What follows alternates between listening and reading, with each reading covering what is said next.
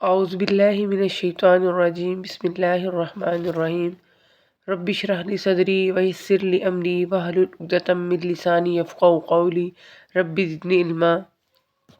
الحمدللہ آج ہم دوسرا سپارہ پڑھیں گے اور سورۃ البقرہ کو ہی کنٹینیو کریں گے۔ کل کی کلاس میں ہم نے سورۃ البقرہ کے 2 حصوں کو پڑھا تھا۔ آج انشاءاللہ ہم اگلے حصے کا مطالعہ کریں گے۔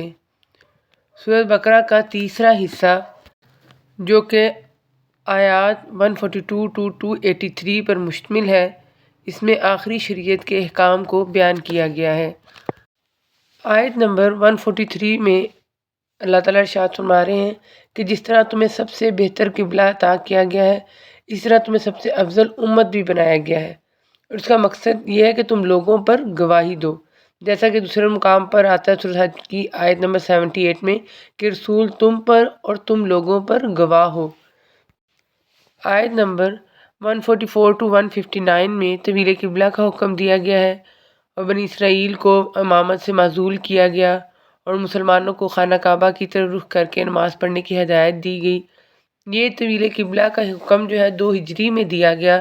اس سے پہلے مسلمان ہجرت مدینہ کے بعد 16 ماہ تک بیت المقدس جو کہ فلسطین میں ہے اسی کی طرف رخ کر نماز ادا کرتے رہے۔ اور طویل قبلہ کے 2 مقاصد تھے۔ ایک تو یہ کہ امامت جو ہے بنی اسرائیل سے بنی اسماعیل کی طرف ٹرانسفر کر دی گئی، اور دوسرا مقصد یہ تھا کہ مسلمانوں نے اپنے قبلہ یعنی خانہ کعبہ کو بتوں سے پاک کرنا ہے۔ لہذا مسلمانوں نے اس ٹارگٹ کو 6 سال کے بعد 8 ہجری میں اچیو کر لیا۔ پھر اس کے ساتھ ہی اللہ تعالیٰ مسلمانوں کو تاکید کر رہے ہیں۔ اللہ تعالیٰ ارشاد فرما رہے ہیں فَلَا تَخْشَوْهُمْ وَاخْشَوْنِی کہ طویل قبلہ کے سلسلے میں ظالموں سے نہ ڈرو، یعنی مشرکوں کی باتوں کی پرواہ نہ کرو بلکہ مجھ ہی سے ڈرو۔ اس کے بعد اللہ تعالیٰ اپنی آخری امت سے وعدہ کر رہے ہیں کہ فَاذْکُرُونِی اذْکُرْکُم، اس لیے کہ تم میرا ذکر کرو میں بھی تمہیں یاد کروں گا۔ ہمیں یہاں پر یہ اصول سیکھنے کو ملے کہ اللہ تعالیٰ کے احکامات میں اللہ تعالیٰ کا خوف رکھنا چاہیے، نہ کہ انسانوں کا۔ اور جو اللہ تعالیٰ کو یاد رکھتا ہے تو اللہ تعالیٰ بھی اس کو یاد رکھتے ہیں، اور جو اللہ تعالیٰ کی یاد سے غافل ہو جاتا ہے تو اللہ تعالیٰ بھی اس سے یاد سے غافل ہو جاتے ہیں اور اس کو بھلا دیتے ہیں۔ اگلی آیت میں ارشاد ہوتا ہے یا ایھا الذین آمنوا استعینوا بالصبر والصلاۃ ان اللہ مع الصابرین، اے ایمان والو صبر اور نماز کے ذریعے مدد چاہو، اللہ تعالیٰ صبر والوں کا ساتھ دیتا ہے۔ پھر آیات 153 to 158 میں حج و عمرہ کے احکامات کا تذکرہ آ جاتا ہے، اور جب ہم ڈیٹیلز میں جاتے ہیں تو ہمیں معلوم ہوتا ہے کہ جہاد اور حج میں کئی پہلوؤں سے مماثلت موجود ہے۔ پھر آیات 159 to 167 میں عقیدہ توحید پر زور دیا گیا ہے، اور اللہ تعالیٰ کی ربوبیت اور توحید کے دلائل فراہم کیے گئے ہیں۔ اور آگے چل کر آیات 168 to 178 میں حلال اور حرام کے احکامات بیان کیے گئے ہیں۔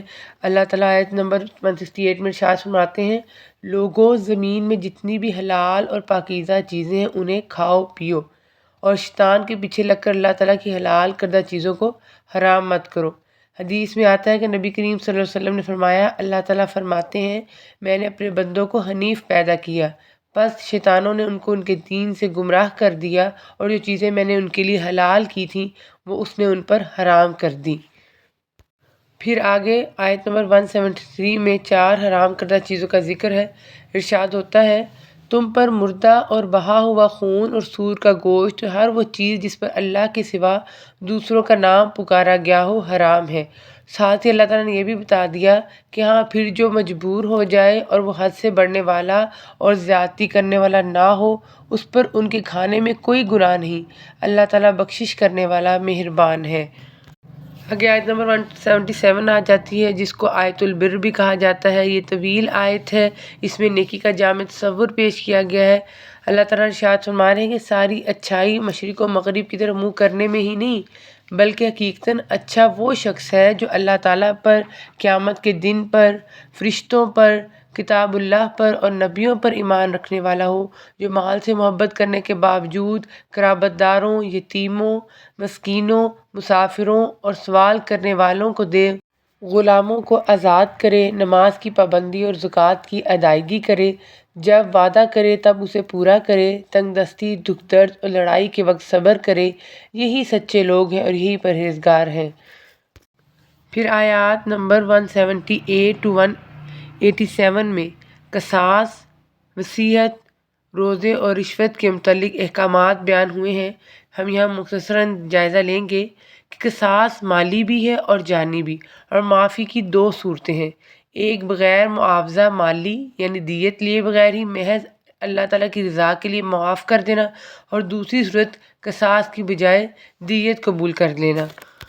اور پھر آگے آتا ہے کہ وصیت کرنے کا جو حکم آیت موارث کے نزول سے پہلے دیا گیا تھا، اب یہ منسوخ ہے۔ نبی کریم صلی اللہ علیہ وسلم کا فرمان ہے، اللہ تعالیٰ نے ہر حق والے کو اس کا حق دے دیا ہے، یعنی ورثہ کے حق مقرر کر دیے ہیں، حصے ان کے اللہ تعالیٰ نے مقرر کر دیے ہیں۔ بس اب کسی وارث کے لیے وصیت کرنا جائز نہیں، البتہ اب ایسے رشتہ داروں کے لیے وصیت کی جا سکتی ہے جو وارث نہ ہوں یا راہ خیر میں خرچ کرنے کے لیے کی جا سکتی ہے، اور اس کی زیادہ سے زیادہ حد ثلث یعنی 1/3 مال ہے، اس سے زیادہ کی وصیت نہیں کی جا سکتی۔ پھر آگے روزے کے احکامات میں اس کی فرضیت کے ساتھ حکمت بیان کی گئی ہے کہ اس کا سب سے بڑا مقصد تقویٰ کا حصول ہے، اور تقویٰ جو ہے انسان کے اخلاق و کردار کے سنوارنے میں بنیادی کردار ادا کرتا ہے۔ پھر آگے اللہ تعالیٰ ارشاد فرما رہے ہیں، اور ایک دوسرے کا مال ناحق نہ کھایا کرو، نہ حاکموں کو رشوت پہنچا کر کسی کا کچھ مال ظلم و ستم سے اپنا کر لیا کرو، حالانکہ تم جانتے ہو۔ یہ ایسے شخص کے بارے میں جس کے پاس کسی کا حق ہو لیکن حق والے کے پاس ثبوت نہ ہو، اس کمزوری سے فائدہ اٹھا کر عدالت یا حاکم مجاز سے اپنے حق میں فیصلہ کروا لے اور اس طرح دوسرے کا حق جو ہے غصب کر لے، یہ ظلم ہے اور حرام ہے۔ عدالت کا فیصلہ ظلم اور حرام کو جائز اور حلال نہیں کر سکتا، یہ ظالم اللہ تعالیٰ کے ہاں مجرم ہوگا۔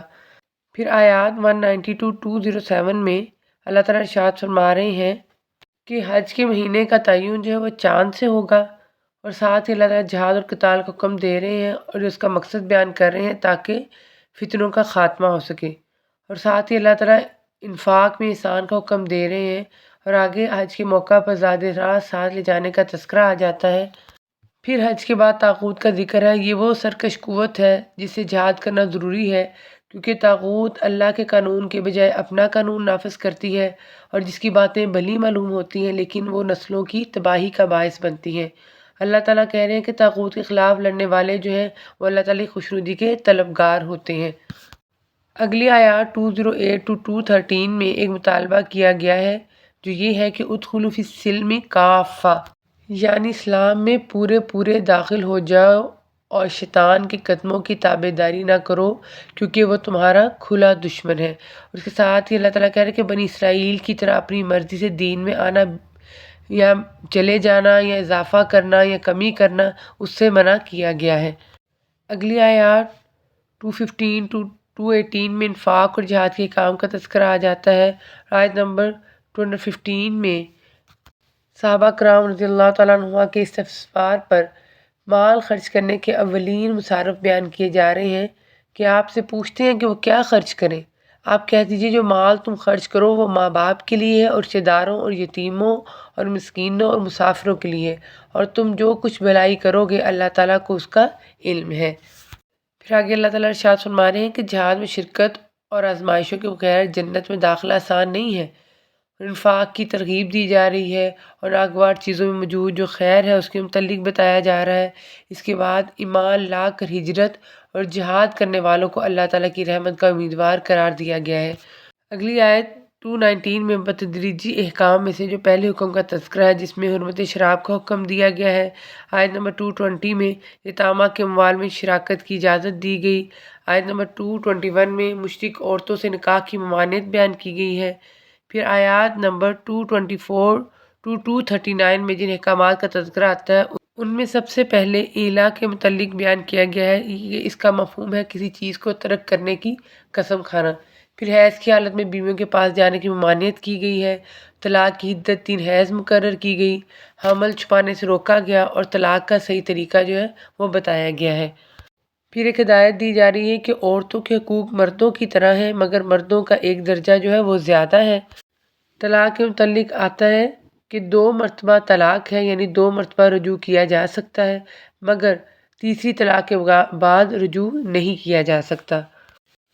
پھر خلا کا بیان آتا ہے کہ اگر ازواجی معاملات درست نہج پر نہیں چل رہے اور بیوی یہ محسوس کر رہی ہے کہ وہ اپنے پارٹنر کے ساتھ مزید نباہ نہیں کر سکتی تو پھر وہ علیحدگی کر سکتی ہے۔ اس کے ساتھ ساتھ اللہ تعالیٰ مردوں کو اپنی بیویوں اور عورتوں کے ساتھ حسن سلوک کا حکم دے رہے ہیں۔ ساتھ ہی رضاعت کی مدت بتائی جا رہی ہے کہ وہ زیادہ سے زیادہ 2 سال ہے، اور بیوہ کی عدت کا ذکر ہے کہ 4 ماہ اور 10 دن ہے۔ اور آگے اللہ تعالیٰ ہدایت دے رہے ہیں کہ رخصتی سے پہلے اگر طلاق ہو تو نصف مہر ادا کرنا پڑتا ہے۔